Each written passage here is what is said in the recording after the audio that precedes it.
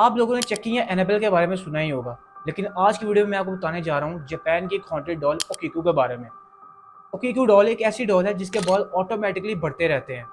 दरअसल कहानी के मुताबिक ओकिकू डॉल को साल 1918 में एक 17 साल के लड़के इकिची सुजुकी ने अपनी 2 साल की बहन ओकिकू के लिए खरीदा था। उस डॉल को जब खरीदा गया था तो उसके बाल एक ट्रेडिशनल जापानीज हेयर स्टाइल ओकापा जैसे थे।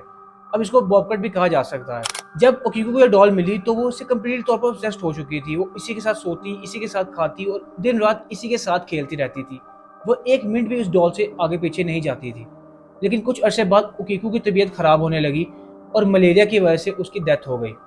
उसे खानदान वालों ने उसकी डेथ के बाद फैसला किया कि इस डॉल को भी उसी के साथ दफन कर दिया जाएगा, लेकिन किसी वजह से वो ये करना भूल गए।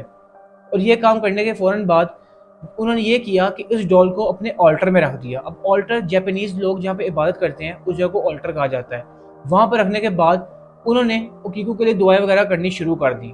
लेकिन कुछ अरसे बाद घर वालों ने महसूस किया कि उस डॉल के बाल ऑटोमेटिकली बढ़ने लग पड़ते हैं।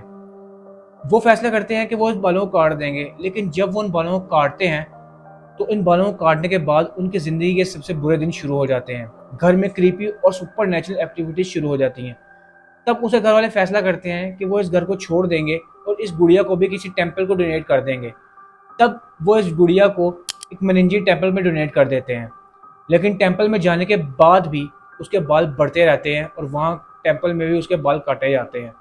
लेकिन उसके बाल आज भी उसी तरीके से बढ़ रहे हैं और वैसे ही आज भी काटे जा रहे हैं।